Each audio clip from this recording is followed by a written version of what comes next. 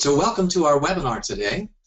This is my office hours webinar series, which is a relaxed, informal, free mentoring program that we hold every Monday at noon Pacific time. The recording will be available online along with many weeks' previous recordings, and eventually we'll have all the recordings from our office hour webinar series archived in the members area, which we're affectionately calling Paul Hoyt's Tribe. Our agenda is we talk in depth about a particular business success principle, and then I've got a few closing remarks and some special offers and an invitation to attend the next week's session. And then we've got opening questions and answers for 30, 40 minutes or however long that we can until the top of the hour. And I expect a lot of questions today as our subject today is square in the key performance area of financial management. As most of you know, if you've attended these before, I usually talk about success in business in terms of key performance areas, in terms of the different functional areas of a business or the departments of a business. And today's it's all about one that's closest to my heart, which is financial management. Many of you know that I do financial models, and sometimes I act as a part-time CFO for some of my clients. So I'm a big fan of excellence when it comes to financial management. And today's topic is what to do when you have no money, which is interest to lots of people, because you know it takes money to grow a business. It takes money for product development, for marketing, for hiring a team, for training yourself and training the people on your team to be an integral part of your business. It takes money for overhead, things like cell phones and office expenses and software leases and computers and all kinds of things that fall into the category of overhead. It costs money for accounts receivable. Accounts receivable consumes cash from the business, as does inventory. There are lots of things that will consume your available cash that don't ever show up on a profit and loss statement, but you still have to take those into consideration. Fixed assets is another one of those things that consumes consumes cash, and there are many, many other things as well. It doesn't take very long in business to realize that it takes a lot of money to start a business, and the old rule that it takes twice as long and costs twice as much is indeed conservative, because sometimes it takes 4 times as long and costs 4 or 5 or 6 times as much as you ever suspected it did whenever you go into business. So one of the great success principles of business is to overfund your business. There's some common reasons that I see when I talk to business owners about how they got into the position of having no money when it comes to meeting their business goals. One of those reasons is that they've never had any money. They've worked for somebody else for a while, or they just got out of school, and they just don't have any savings at all. Maybe they've not been in the habit of saving their money. Maybe they've been living a little bit beyond their means, or maybe they have chosen a low dollar profession. There's some really great professions out there that provide a great service to the world, that I love the people who are doing them, but they don't generally allow a person to have a lot of income, so they have a difficulty saving their money. So one of the most typical reasons I find that people find themselves in the position of not having any money is that they've never had any money, and they've never had a habit of saving money. Another reason is that they have poor preparation. They make lots of mistakes. My Business Survival Bootcamp program and my Beyond Business Survival CEO training program are designed to help business owners avoid the mistakes that they're destined to make in business if they don't have the proper training. My experience that every major mistake that you do make can cost you $10,000, $20,000, sometimes even $50,000 or more. So avoiding those mistakes in the first place is one of the best things that you could possibly do to avoid getting into the position of having no money. Some people have invested in many programs to grow their business. They may have started out with some money, but they've spent it all. They maybe even exhausted their credit line. I've talked to more than one person that has run up a bill of $50, $60, $70, even $80,000 because they bought into some training programs out there, which are valuable in their own right, but it simply was a poor choice for them. So I'll introduce a little bit of a rule here that I haven't talked to anybody about, and I call that the 10% rule. And that is, if any one expenditure at your business is going to consume more than 10% of your available resources in cash and credit, I urge you to be cautionary about that. So for example, if you have $30,000 in savings and maybe another $15,000 available credit on credit cards or with the bank, then you've got $40,000 or $50,000. Anytime that you come into a decision or an opportunity to spend more than $3,000 or $4,000, I urge you to be a little bit cautious about that. And if it starts to be 20% of your available cash and credit, then I definitely urge you to have extreme caution about that. And that's the reason is it's very rare to have any one program that offers a total solution. You can invest $20,000, $30,000, $40,000, $50,000 in a training program from somebody who will really help you get right with money, or get your mindset in place, or step into your warrior energy, or there's lots of different ways of describing these transformational programs out there, which are very good, but they become very bad for you if they consume all of your available cash and credit, because they're not a total solution. Remember the list that we talked about earlier. You still need to have money to invest in product development, in branding and marketing, in overhead, in accounts receivable, inventory, and fixed assets. It's very rare that you have an opportunity to write a check or to issue a credit card payment to one individual or one company, and that becomes the total solution. It just hardly happens at all. About the only case that I can think of that it really does happen or come close to that is if you're buying a franchise. When you buy a franchise, normally they have a lot of disclosure, but they will provide almost a one-stop shop and a total solution. But anything else, please think about the 10% rule or the 20% business rule.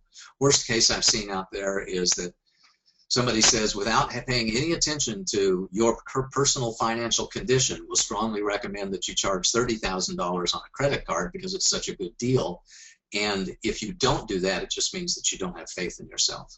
Well, the truth is, for my truth anyway, is that those people aren't looking out for you at all. They're only looking out for their own personal self-interest, and they're saying things to manipulate you into paying vast amounts of money. So be cautionary. It's your responsibility, as is everything in your business. You take 100% responsibility for what you're doing, but part of that responsibility is being cautionary whenever anybody is offering you the opportunity to spend lots of money with them, so that you don't get yourself into that position of having extended all of your credit and taken all of your cash out of the bank and given it to one person, and then you don't have anything left to do the other things in business. There's other things that can cause you to be in a bad position too. The economy and other situations that are totally out of your control. I talked to more than one business owner many years ago that was totally shut down by the recession.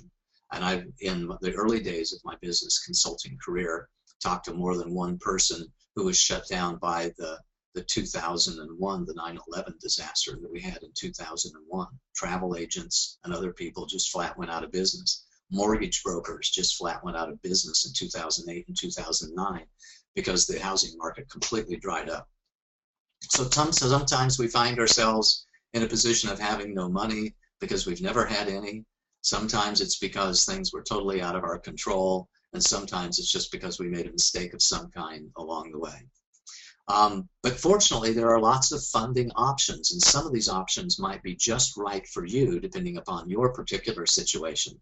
My favorite funding option is to go sell something. Go sell a product, go sell a service, get some revenue and cash flow coming in the door, and have some profit so that you can spend it on other things to grow your business. You can also extract money from your own savings, your own retirement accounts. And you can apply for donations or ask for donations. You can borrow money or have debt service.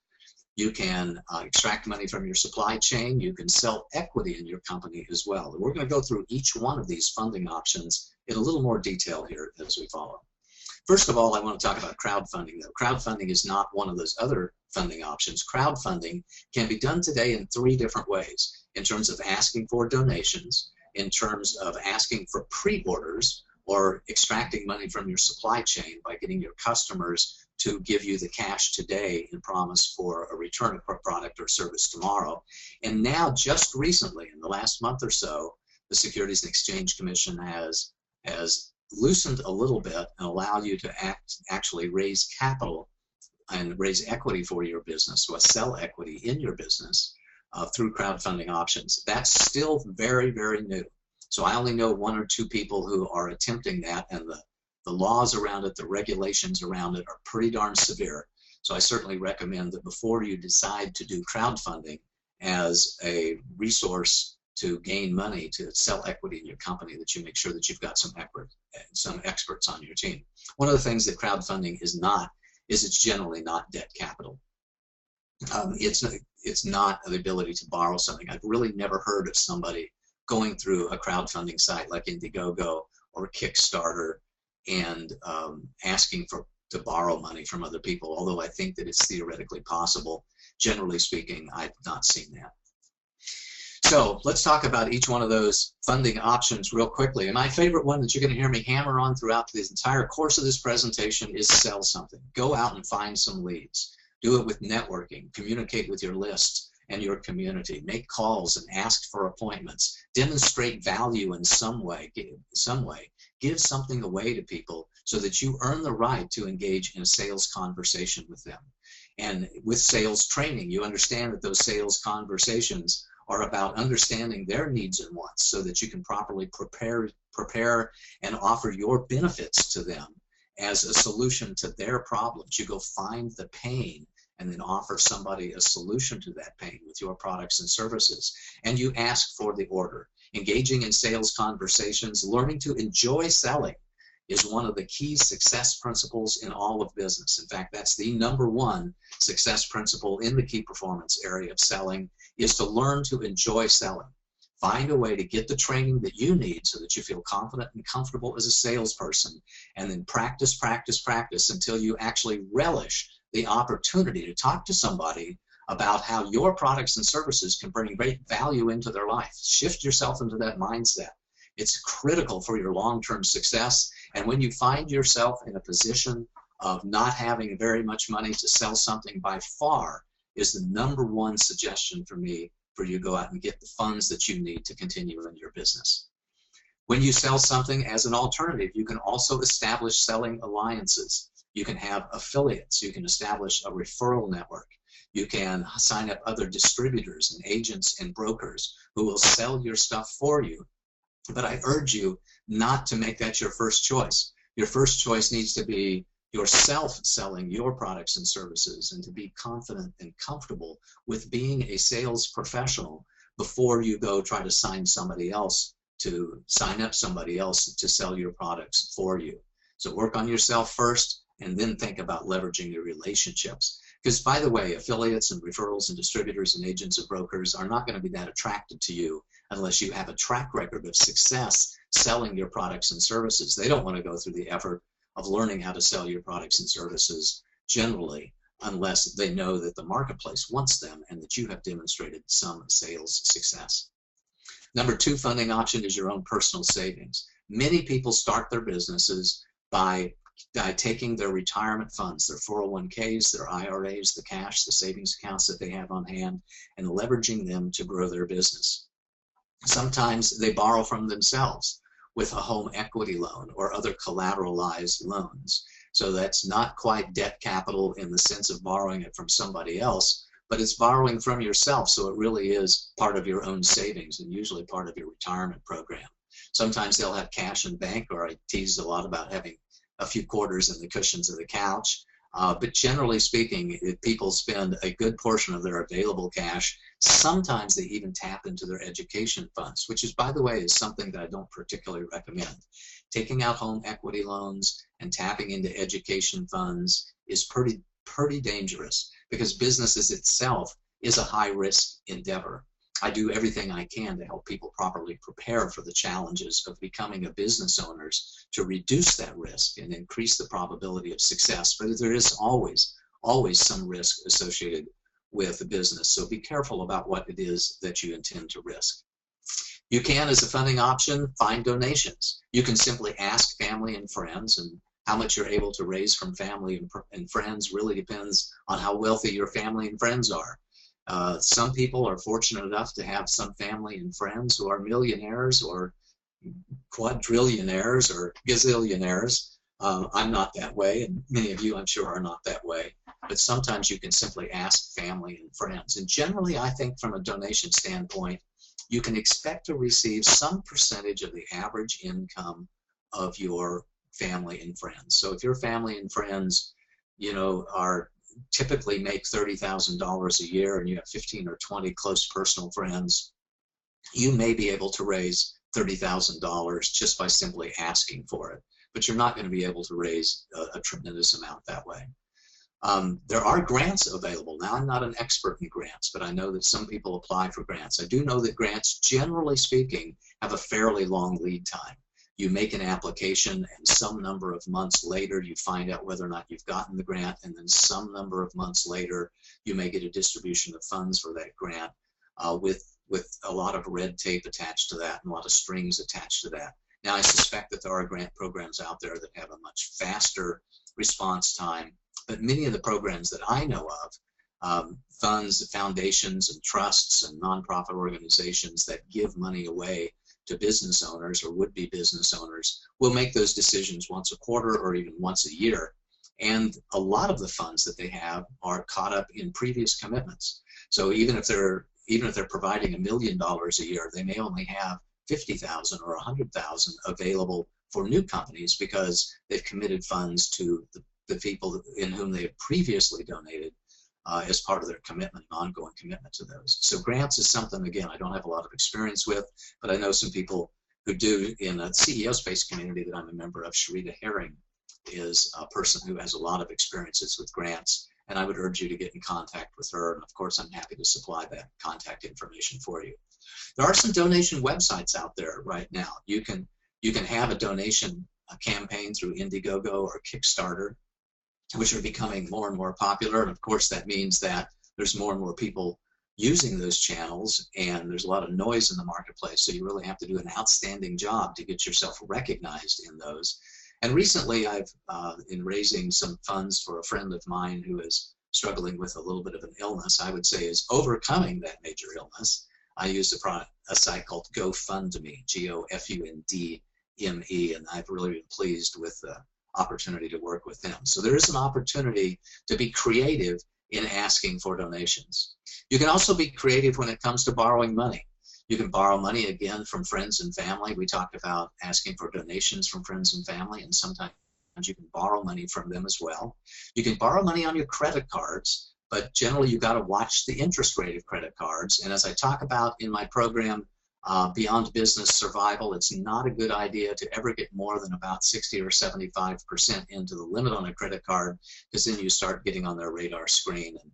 And if you ever miss a payment, of course, that can raise the interest rates. So credit card debt is, I think, a fairly dangerous way to go. And also, I think it's kind of debt as last resort, is charging things on credit cards. Unfortunately, like I said earlier, I've seen many business owners take that and it becomes their first funding resort, and they end up having $30,000, $40,000, $50,000, $60,000 in credit card debt because they really didn't get good advice on how to manage their cash and how to manage their available credit.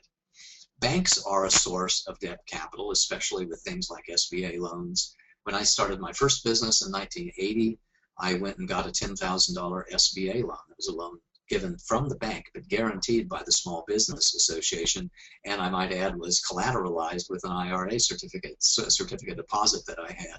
So you can go to banks and get some money, like home equity lines of credits, especially if it's a personally guaranteed loan and if your credit scores are fairly high.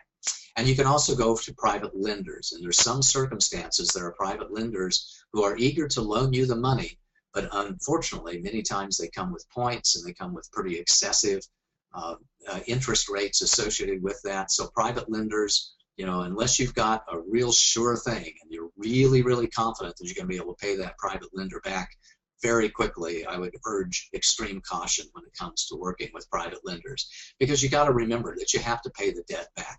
And that becomes one of the biggest challenges of business owners who have borrowed money to start their business, is that they either have a balloon payment due in 12 months or 18 months or 24 months when they have to come up with all of the capital, or they've got tremendous debt service. They can have $2,000, $3,000, $4,000 a month in debt service, and that can last for years. And so it's a very tough way to go. Debt is simply not my favorite way of getting the funds that you need to grow your business. My favorite way, by the way, is extracting money from your supply chain through prepayments and down payments from customers. When you sell something, again, there's that common theme of selling, selling, selling, of asking your suppliers for a deferred billing. You know, can I pay you in 45 days or 60 days? Or would you accept half down and half later? Or can I work out some sort of a terms with you that allows you to hang on to your cash just a little bit longer and extract money from your supply chain? You can actually also factor your receivables in purchase orders. If you are, especially if you're doing business with major companies who have a good bond rating out there, a good credit rating, then you're able to factor their purchase orders and factors their receivables. Mark Zirkle comes to mind. He's a gentleman that I've worked with for many years in the CEO space community. There's some great programs for factoring your receivables and purchase orders. And the final way that I want to talk about a little bit is selling equity in your business. The challenge with selling equity in your business is it costs money to develop the offering. Even if you're having a very simple offering, it can cost you $1,000 or $2,500 to engage with a securities attorney. And I always recommend that you engage with a securities attorney if you're even thinking about selling equity in your company, because the laws are ever changing, they're very complex. So just make sure that you get a securities attorney on your team if you decide to sell equity in your business. But in addition to the attorney's fees, if you develop a full private placement memorandum and you hire somebody to write your business plan or assist you in writing your business plan, it's pretty easy to spend $20,000 in just creating the offering. It also takes time to learn how to raise capital. That's oftentimes a mindset shift. And it may take, a few weeks to gain the skills, but it can take months or even years to develop the mindset around raising capital and be comfortable talking to people who have millions and millions of dollars. For many, many people, it's that shift to having a really positive mindset towards raising capital through selling equity in your business that becomes their biggest challenge. And once they have got the shift going, it also takes time to raise the capital. You can raise $50,000, $100,000 from family and friends in a matter of 90 days or less. But if you're going to raise $1 million or $2 million or $5 million, just be prepared that can take you a long time to do that. And if you're in a place of, hey, I don't have any money, what do I do? Well, then selling equity is not a short-term solution many, many times. It's a long-term solution. But a short-term solution, you'll have to turn to one of the other funding options that we talked about. And generally speaking, the more money that you are raising, the longer that it takes. I hear people say that, hey, it's just as easy to raise $5 million as it is to raise $1 million. That's not my experience at all. My experience is that it takes a lot more to raise $5 million than it takes to raise $1 million. And my experience is that it takes a long time to raise $1 million. So generally, I advise people that the lower amount that you raise, the quicker you're going to be able to raise that, the less time it's going to take you to learn how to raise that, and the less money it's going to take in order to develop the capital offering and push that out to the marketplace. Now, I find that people who are out of money have a lot of different situations. They got there from a different point of view, but they also have different situations. So what we're going to do is take a look at a few different situations that people find themselves in and relate these back to the different funding options that we just went through to give you some ideas about what you might do if you find yourself in one of these situations. The worst case is that you got no money, no job, and you've got nothing to sell. Second situation we'll take a look at is that you're currently gainfully employed, which means you've got a job right now, but you don't have very much savings, and you really can't afford to quit your company and just go cold turkey into your own business. A third situation is you may be in startup mode and running out of cash for a variety of different reasons. You may have been in business for a while, but you're running out of cash and you're also running out of credit. You may be in business and what I call the truly desperate. And the last situation, we're going to end on a little bit of a happy note. The last situation is that you're growing rapidly and you need money to take advantage of the opportunities that you have to grow. So let's take a look at each one of these one by one. The first one is that you've got no job, no money, and nothing to sell. So my advice to you is going to be contrary to many people that you will hear out there. My advice to you is to get a job, because getting a job is oftentimes eminently easier than starting and growing your own business. You know, to go out and look, depending upon the job market, unfortunately today, here when this is being recorded in 2013, the job market is fairly strong, certainly stronger than it has been in years past. So the truth is that you can probably get a part-time job or a full-time job in a matter of just a few weeks, maybe even just a few days, that you can go find a job out there.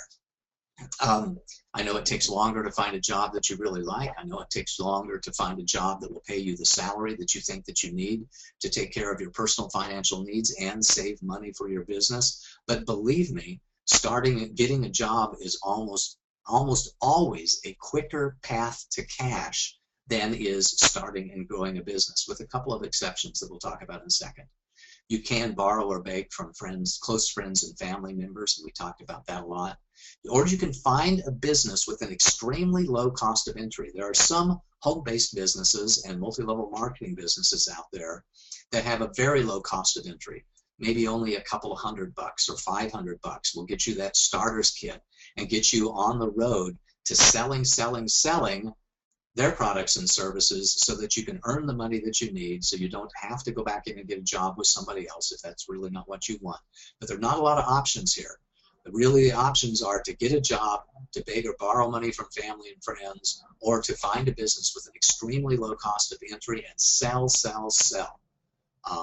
Unfortunately, as we talked about in one of our earlier sessions, it was a session last week on high probability businesses, most people don't thrive very long with a home-based business or a multi-level marketing business because they can be really challenging.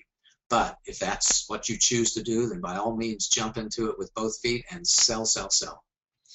If you find yourself to be gainfully employed, but you've got very little savings and you really can't afford to quit and start your business, my advice to you is to be patient.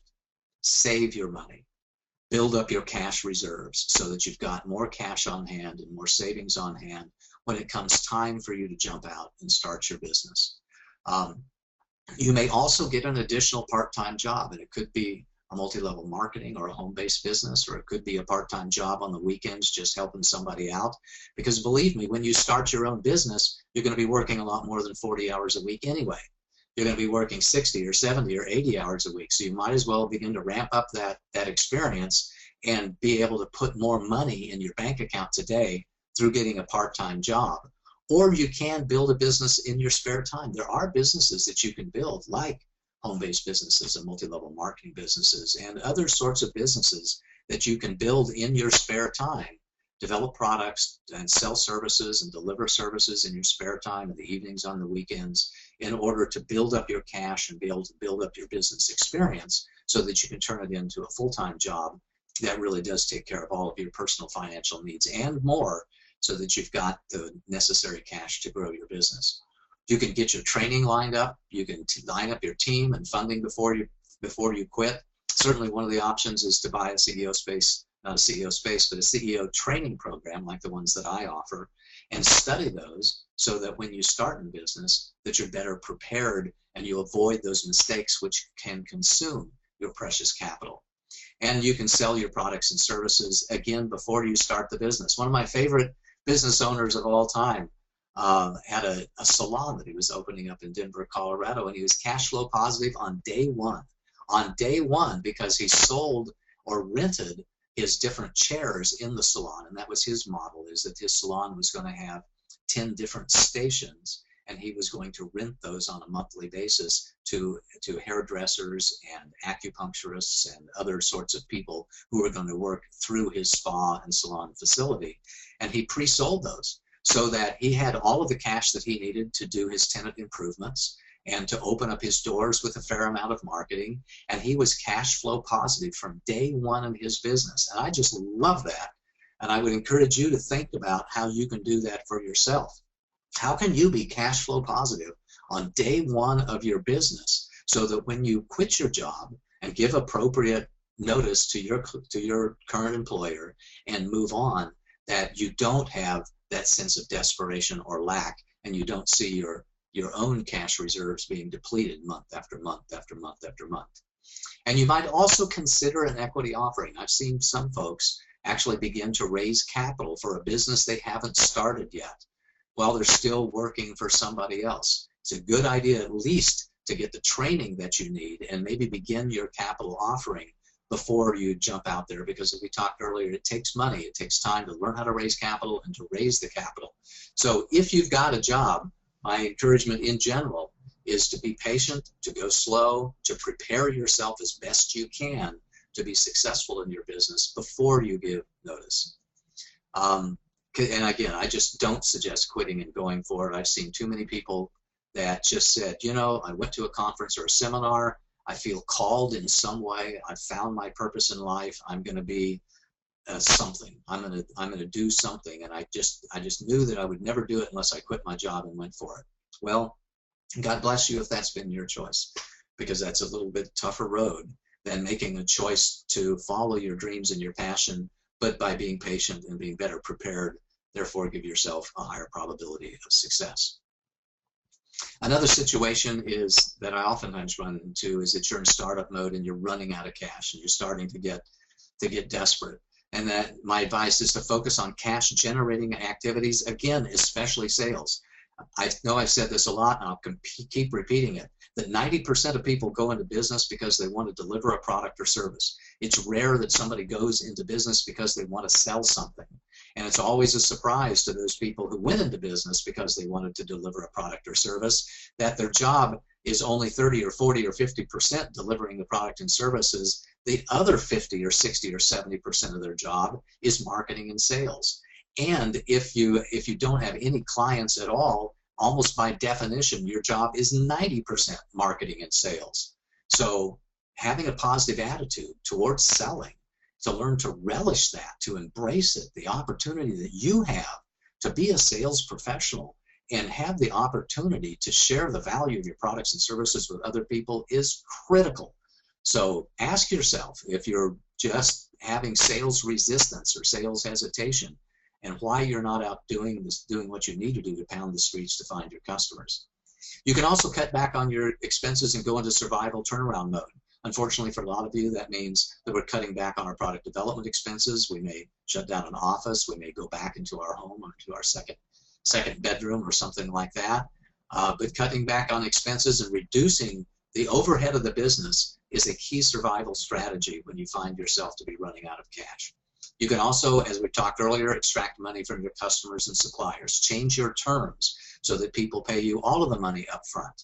Change your terms or have negotiations with your suppliers so you can delay your payments to them and conserve your precious cash. And you can also collect on your receivables. Many business owners, just as they have sales resistance, they may even have even worse resistance to picking up the phone and talking to somebody that owes them money and asking them to make a payment on account. That can be really tough, but again, if you're in a bad position, that's what you need to do. You can also factor receivables and purchase orders if you have them. You can borrow money or seek donations, and you can, in some circumstances, consider a very small equity offering. Again, it costs money. It may not take very long to have a small equity offering. Again, we talked earlier about 60 or 90 days to raise a little bit of capital, but I can assure you that it's going to take some amount of time to have a larger equity offering. Anytime you start getting beyond $100,000, $200,000, $500,000, you're looking at months to raise capital generally, rather than days to raise capital. So third situation, if you're in business, you're running out of cash and you're also run out of credit. You jumped into business, you got $30,000 or $40,000 or $60,000 of credit card debt. The bottom line is that you can still sell. You can still cut back on your expenses. You can ask for donations, manage your cash flow, collect on receivables. The only option, which is probably no longer available to you, is borrowing. Typically, people who find themselves in these situations, you know, they've extended all of their opportunities to borrow through traditional means, and that's a tough place to be. And if you find yourself in business and you're truly desperate, you're down to your last pennies, you can't make your mortgage payments, your car payments, again, try to find a way to sell something. Try to find a way to hire yourself out. Try to find a way to make those conversations with customers and ask for the order. I know personally that there's nothing like being desperate to increase your courage and your effort and your confidence. There's nothing like being desperate that encourages you to ask for the order, to look somebody in the eye and say, I think doing business with me would be a great decision for you, and I'd really appreciate the opportunity to do that. When would you like to get started? Oftentimes people will never have that conversation until they find themselves in a place of desperation. You can always go back to the well one more time with friends and family members. That's oftentimes a humbling thing to do. I've talked to many people that went to their father or their mother or their uncle or their brother or their sister when they were just on their last legs and say, you know, it's either I borrow money for you or we do something else. One novel thing I've seen people do is take a part-time job. They want to keep pursuing their dream, but they know they need to put food on the table and need to make those payments, so they get a part-time job, something that allows them to continue in business and meet their cash flow needs in a way other than selling the products and services of the business. You can go into very, very serious turnaround mode, as we've talked about before, and as a last resort, shutting down your operations completely. Shutting down your operations and availing yourself of other opportunities, other business opportunities, or other opportunities to work for somebody else. That can be very unhappy, very uncomfortable place. But believe me, sometimes that's the very best option available to you when you're desperate and you're totally out of money. Because the most important thing for you to do is to take care of yourself and your family. It does not serve you well. It does not serve you well to continue to punish yourself and the loved ones that you have by struggling in a desperation mode to make a business when the business just flat isn't there for you right now, when it's just not your time. We're going to talk a little bit more about that in a minute. But at first I want to turn the mood a little bit more towards the happiest position. The happiest position of needing money. And that is the happiest positions of you growing rapidly, and you need money to take advantage of all your incredible expansion opportunities. You'll find yourself when you're in that place for your borrowing opportunities to be greatly expanded. You got a lot more opportunities for your traditional debt, as in bank loans. You can also get into venture debt. There are some organizations, some banks have special arms for having venture debt when they know that it's a startup venture, but you're either backed by other people or you've got some really good credit history and you've got a good track record of increased sales month over month. They have some policies that they call venture debt policies. Then if you find yourself in that position of knowing that the money will come in from 90 days, if you just have the money right now in order to invest in a marketing program or to invest in inventory, then it's a good time to go to private money lenders as well. Because if you really can pay that back in 90 days or 120 days, and you really do have a good profit margin, getting the business today, getting $100,000 of business that's going to net you $50,000 in profit, it's a pretty good case for spending $10,000 to get the capital that you need in order to do that. And again, if you've got the purchase orders or the accounts receivable, you can factor that. If you're growing rapidly, your options are much, much stronger than if you're not growing rapidly and you don't have a track record of sales. You also have the opportunity to restructure your debt because people will be much more interested in loaning you capital and refinancing your existing debt if you are in fact growing rapidly. And you can always change your terms to collect money in advance. If in fact that you're in a position of having greater demand than you have supply, then you can change your terms, raise your prices, and do all kinds of things to extract money from your supply chain. As kind of not really a last resort, but as a fairly dramatic thing, you can also begin negotiations for the merger or the sale of your company. But those things typically, again, that's not something that's going to give you cash next week. That's something that might provide the cash that you need to grow long term and provide it in a time frame, I would say, of 90 to 180 days at minimum, oftentimes going into merger conversations and acquisition conversations or selling your business itself. You know, that's something that I would advise you to think about in terms of a year-long process as opposed to just a few days or a few weeks. And now I'm going to tell you something that almost nobody in our industry tells you, and that is that there's no shame in deciding that now's not your time, that now the right thing to do is to take a part-time job or even a full-time job, to set aside your business dreams for a little while because it's just not right for you and your family to continue being in this place of desperation by yourself. The truth is that I've worked for some wonderful companies. I've had wonderful jobs. I had no sense of shame or embarrassment about working for them. I've had wonderful people working for me, and my clients have wonderful people working for them too. I love to work with people. It just flat bugs me whenever I hear somebody stand up on stage and say, you don't want to have a JOB. That stands for just over broke. And they speak about people who work for other people with some sort of disdain, as if that's an evil place and just a terrible, terrible place to be. Well, the truth is that there are rotten jobs out there. Now, if you got a rotten job, then I urge you to find a better job. But that doesn't mean that every job is a rotten job, and it certainly doesn't mean that everybody that works for somebody else is in some way to be held in anything other than the highest respect. It just makes no sense to me at all to disparage those who work for others. How can you invite somebody to come to work for you when you hold the attitude that those who work for other people are somehow, lower on the totem pole and lower members of our society? That just, pardon me for getting on a bit of a rant there, but that bugs the crap out of me. Because it's all about the beingness anyway. It's all about finding a way to be peaceful and joyful. There's no point of even having a business for yourself unless you find that to be a way of personal expression and a way of personal growth and transformation. The joy and peace of mind is what life is all about. And if you find yourself in that place to where being in your job is no longer bringing you joy and peace of mind, then I urge you to find some other option, because there are lots and lots of ways in order to find yourself in a position of living life in the way that you want to live that life. But if you choose to continue, in your business, then absolutely take 100% responsibility for your success. Hustle, hustle, hustle. Work harder, make more phone calls, make more presentations, ask for the order, overcome your fears, set some outrageous activity goals, and just do it. Get off the couch, get off your chair, get on the phone, get on the streets, make those calls, have those meetings, engage in sales conversations, and sell, sell, sell, and just do whatever you have to do to find the low-hanging fruit and to sell your products and services to get the money that you need. So here's your homework and here's your exercises.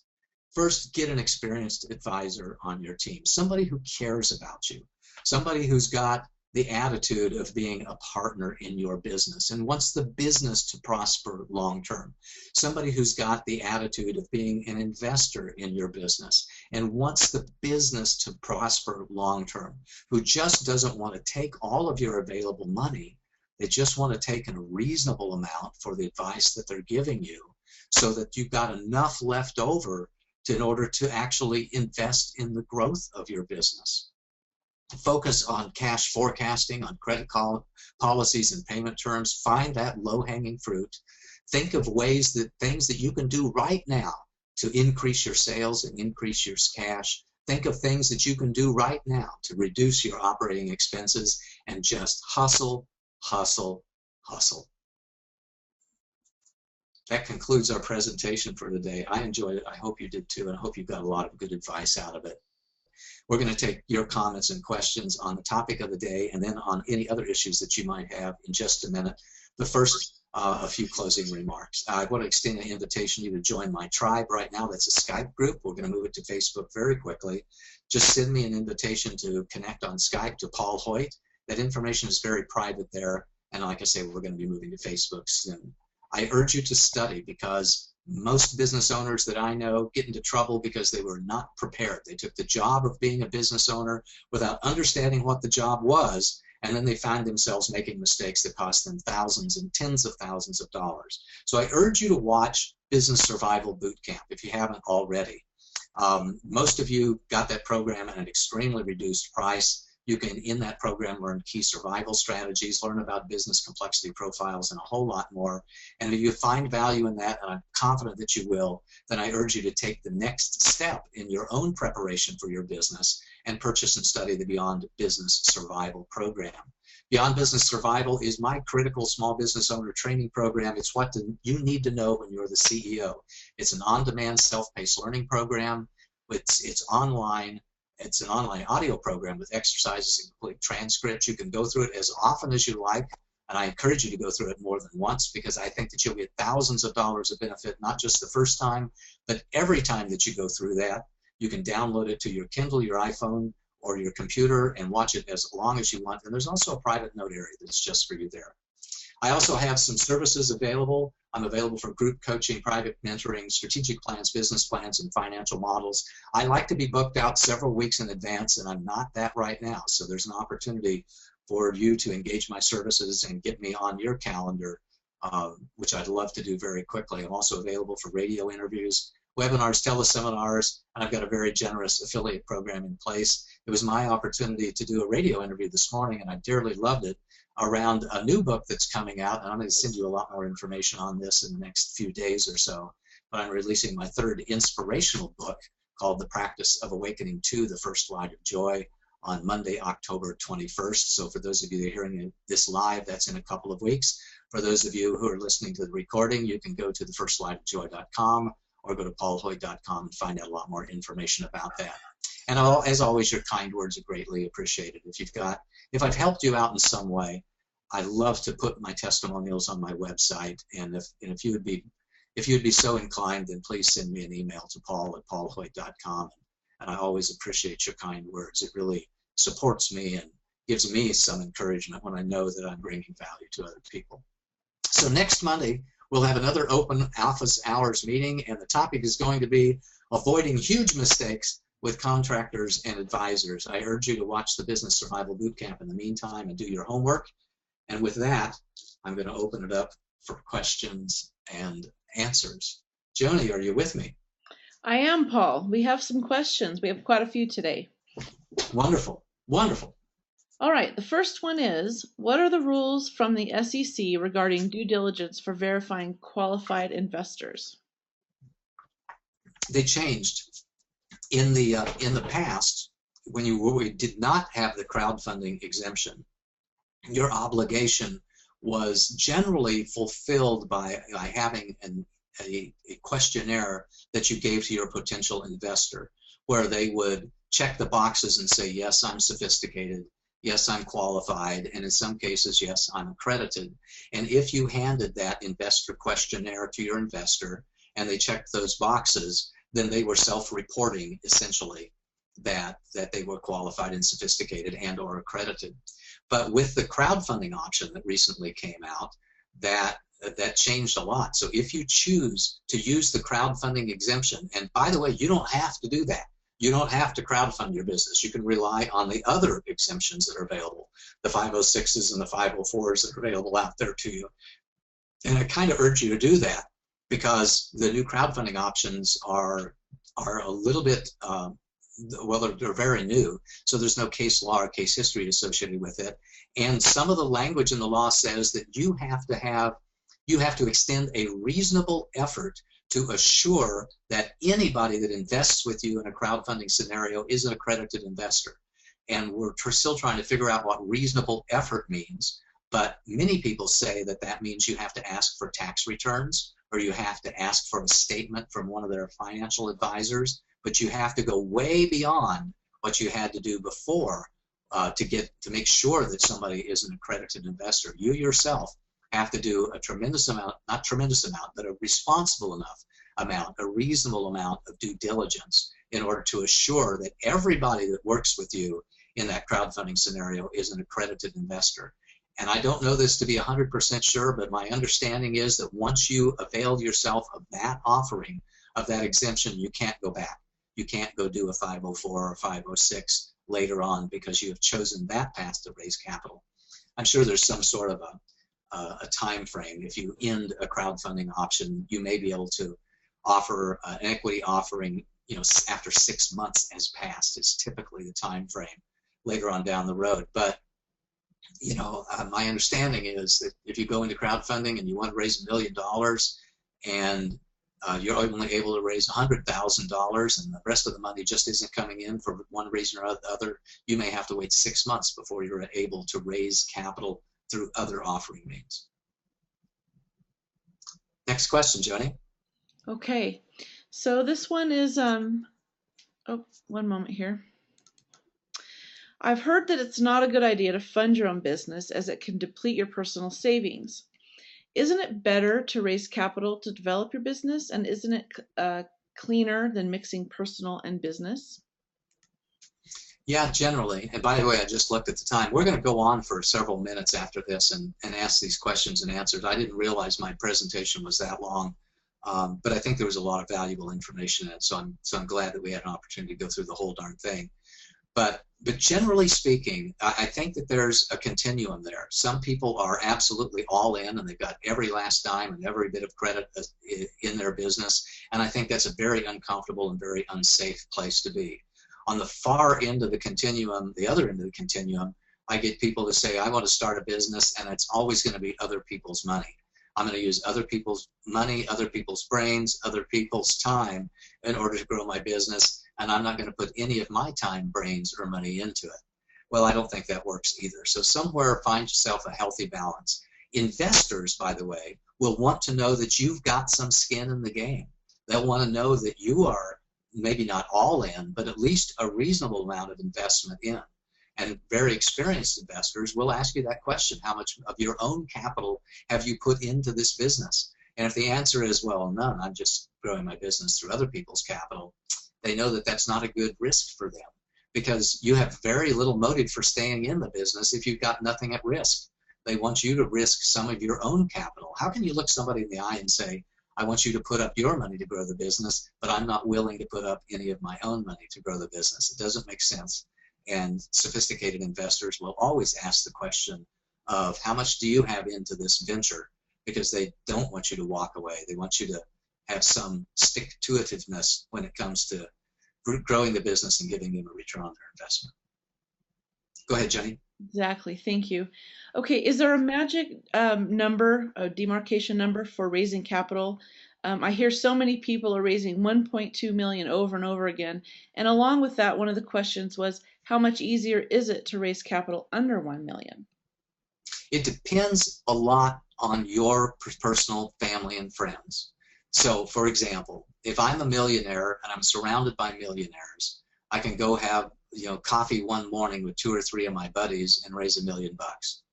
We all decide to put in $100,000. Well, you have to have a little bit more than that.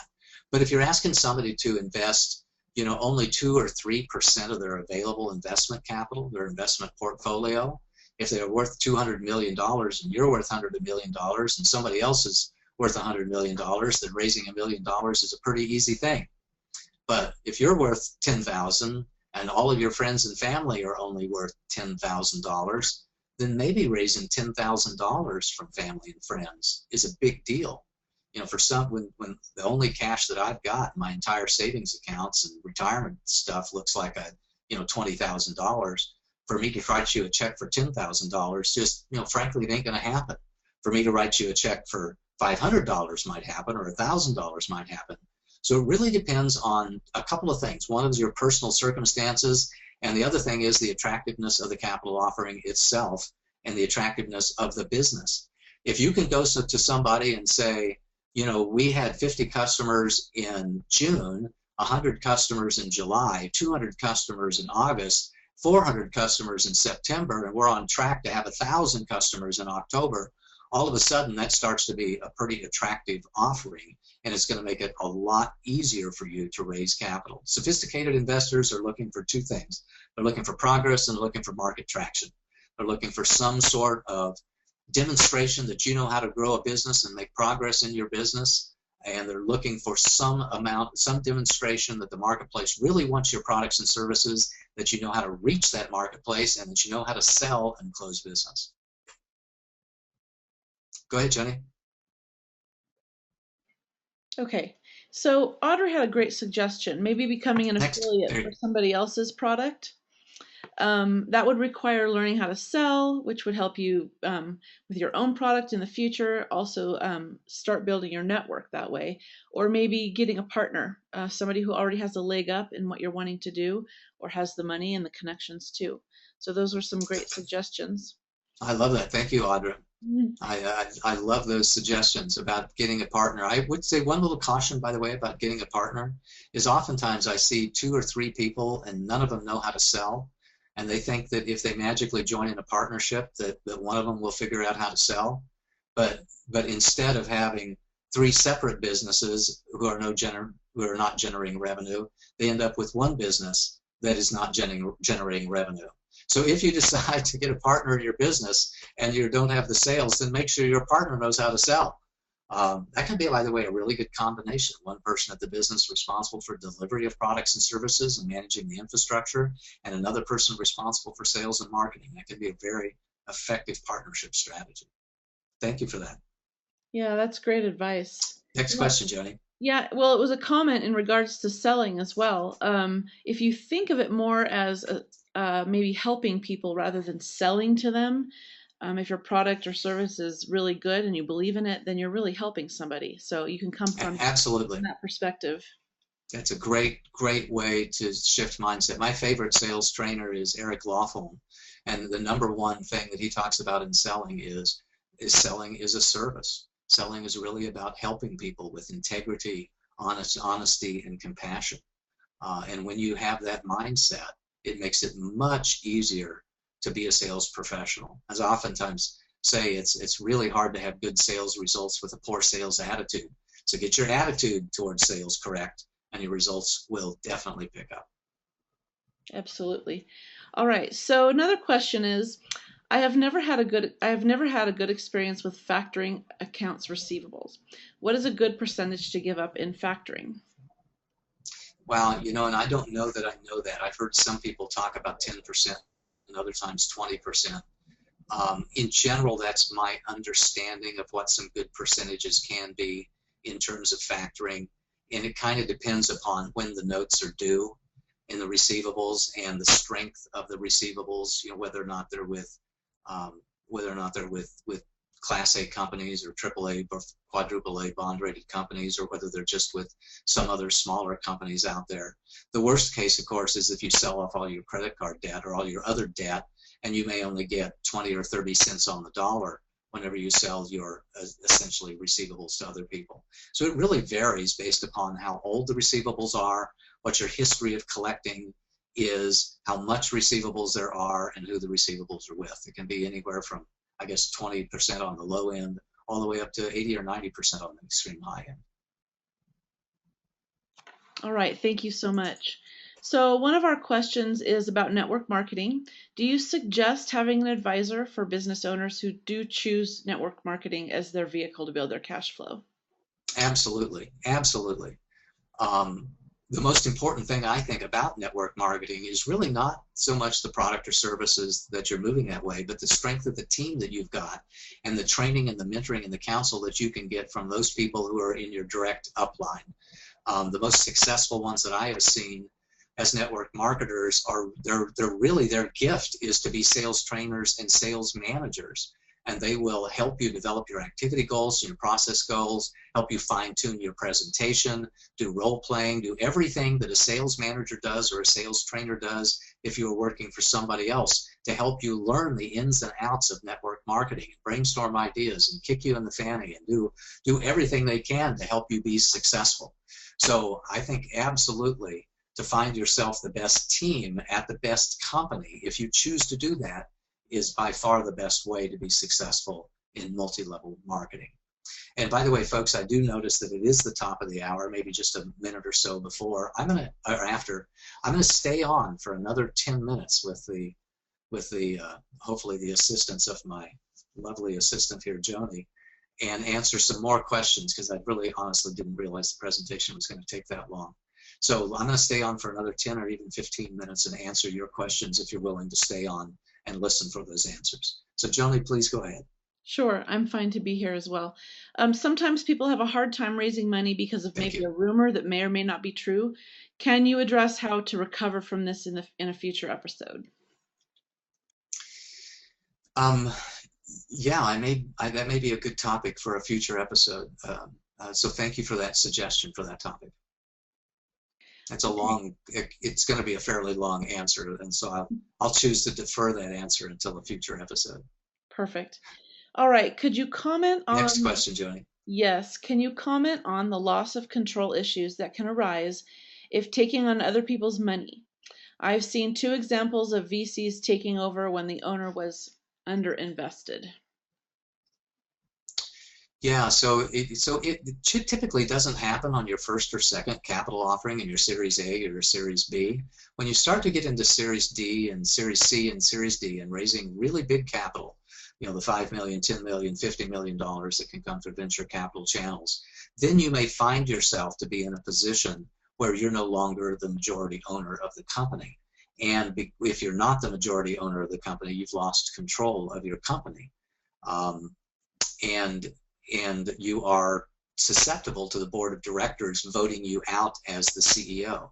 And I certainly have seen that happen more than once. If your business is going really well and you're being very effective as a CEO, the board of directors will have no reason to even think about voting you out as the CEO. And if you're the majority shareholder, you can always call for a vote of the shareholders and make some changes that will put you back into that position. There's a lot of successful people out there rather, CEOs that stayed on as the CEO of their business or chairman of the board of their business for a long, long time after they lost majority ownership in the business and therefore technically lost legal control over the business. If you're really a great CEO, then I don't think there's any danger. If business is really not doing well and you're not able to turn the ship around, then I think maybe it's time for you to step away as CEO of the business, even if you are still the majority shareholder in the business. Thank you very much. So if you raise money from donations like Kickstarter or etc., what is the immediate tax liability for your startup? It depends on the way that you've raised money. If it's a donation, that's considered to be ordinary income, and it comes in, it comes in as an ordinary income, I believe. And by the way, I'm about 95% sure on this, so please consult your own tax advisor. If the money comes in as a pre-order, then it goes on the book as unearned income and is an asset of your company until the time that you actually deliver it, and then it becomes revenue to the company, and you're able also to take out the cost of goods sold, and you only pay taxes on the net profit associated with the money that came in.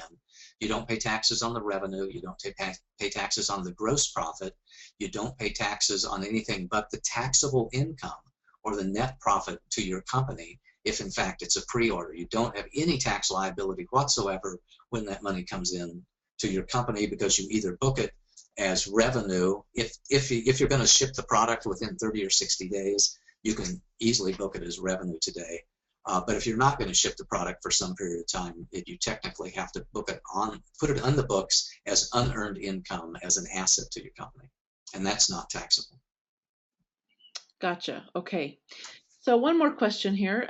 Should somebody even try to raise money or go into business if they have no sales experience? If you have no, thank you God for that question. So my encouragement is to get your sales training before you go into business. Get your sales training before you go into business. That is absolutely something you can do on the evenings and the weekends, and you can spend, it takes, generally speaking, weeks or really oftentimes months to shift your mindset from I'm afraid to sell, I hate to sell, don't even call me a salesperson, to I love to sell, that I enjoy selling. I appreciate the opportunity to talk to somebody about the value of my products and services and how I can help them achieve their goals. It takes a long time to shift that mindset. So if you don't have any sales experience and you're thinking about raising capital and thinking about going into business, give yourself 90 days. Give yourself 90 days to take some really good quality sales training programs. And again, my favorite one is Eric Lawful. You can find references to him on my recommendations page on my website, or just send me an email or I'll send you a link associated with that. And it's very economical sales training and will enable you to do that mindset shift that's going to be critical for the success of your business in a matter of weeks and months as opposed to a matter of years. Next question, Jody. Let's see. I believe we have asked all of them. Okay. Oh, here we go. You gave some good advice earlier about getting a job when you have no money. What is your observation on what minimum substance someone should have in place before making the leap into business? Well, the general rule of thumb is to be able to take care of your personal financial needs for a couple of years, that it will take you a while to develop your products and services, to develop your brand and your marketing, to get your websites up, to get your business cards up, to get the training that you need in order to be effective in the business. So the general rule of thumb is that you know that your personal financial needs are being taken care of for a couple of years, and that's a pretty good rule of thumb, because it oftentimes takes 18 months or longer for a traditional business to become cash flow positive and be able to take care of you. I know lots and lots of people ignore that advice, and they think, wow, I've got $10,000 in the pocket. I got a couple of months of working capital or 1 month of working capital. I know I'll be able to sell things right away and generate my funds, so I'll just go for it. But that's not a very conservative approach, and it's a pretty high risk approach to doing that. So rule of thumb is enough capital to take care of your own personal financial needs for a couple of years. Anything less than that is, I think, considered to be a bit of a risk.